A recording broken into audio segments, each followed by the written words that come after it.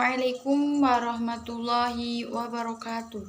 Perkenalkan, nama saya Eliva Nurrahma dari PAI 6B. Saya di sini akan menjelaskan tentang materi kurikulum merdeka. Yang pertama, ada pengertian kurikulum merdeka.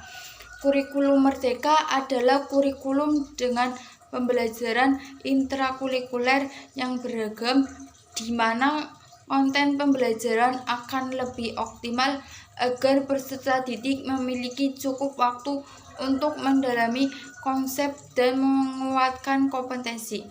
Di sisi lain, guru memiliki keluasaan untuk memiliki berbagai perangkat ajarannya, sehingga pembelajaran dapat disesuaikan dengan kebutuhan belajar dan minat peserta didik.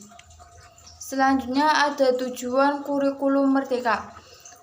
Yang pertama itu untuk mendukung visi pendidikan Indonesia dan sebagai bagian dari upaya pemilihan pembelajaran kurikulum merdeka yang sebelumnya disebut sebagai kurikulum prototip, dikembangkan sebagai kerangka kurikulum yang lebih fleksibel, sekaligus berfokus pada materi esensial dan pengembangan karakter dan kompetensi peserta didik.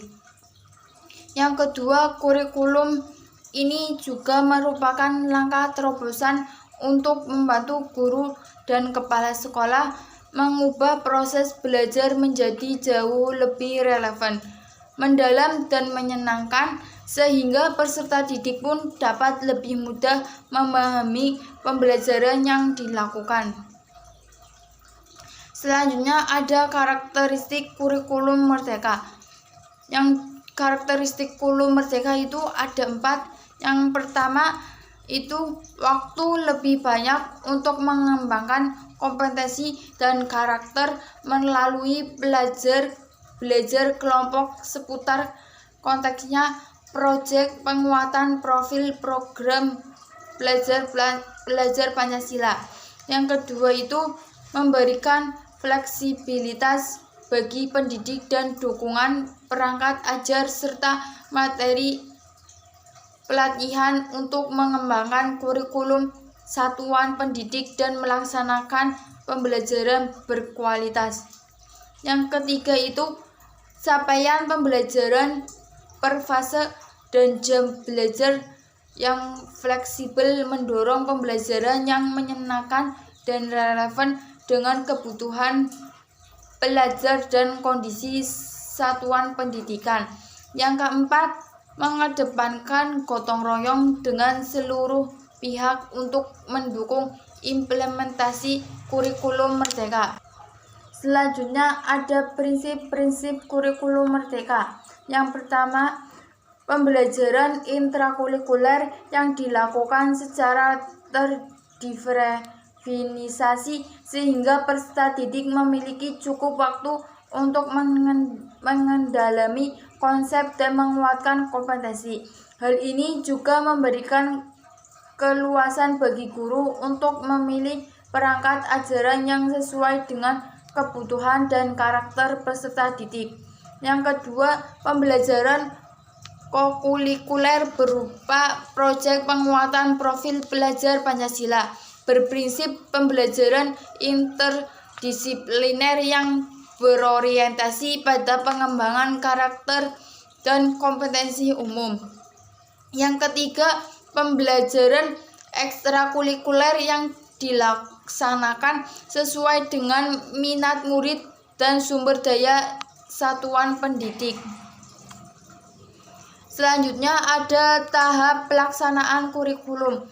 Di sini ada 3 tahap pelaksanaan kurikulum. Yang pertama, asesmen diagnostik. Yang kedua ada tahap perencanaan. Yang ketiga ada tahap pembelajaran. Selanjutnya, pengembangan soft skill. Yang pertama, bukan sekedar hard skill yang dikembangkan, namun justru lebih mengembangkan soft skill. Yang kedua, ada alokasi waktu khusus untuk kegiatan pengembangan soft skill melalui kegiatan proyek penguatan profil belajar Pancasila 20-30%. Yang ketiga, P5 terpisah dari intrakurikuler, fokus utamanya pengembangan soft skill yang ada pada profil pelajar Pancasila. Selanjutnya, profil pelajar Pancasila. Profil pelajar Pancasila merupakan bentuk penerjemahan tujuan pendidikan nasional.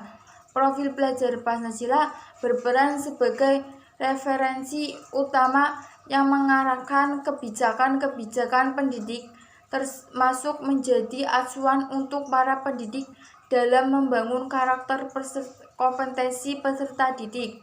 Pelajar Pancasila merupakan perwujudan pelajar Indonesia sebagai pelajar sepanjang hayat yang kompeten, karakter, dan berperilaku sesuai dengan nilai-nilai Pancasila. Selanjutnya, di sini ada 6 dimensi profil pelajar Pancasila. Yang pertama, beriman bertakwa kepada Tuhan Yang Maha Esa dan berakhlak mulia. Yang kedua, berkebinekaan global. Yang ketiga, gotong royong. Yang keempat, mandiri. Yang kelima, bernalar kritis. Yang keenam, kreatif. Cukup sekian dari penjelasan materi yang saya paparkan. Wabillahi taufiq wal hidayah. Wassalamualaikum warahmatullahi wabarakatuh.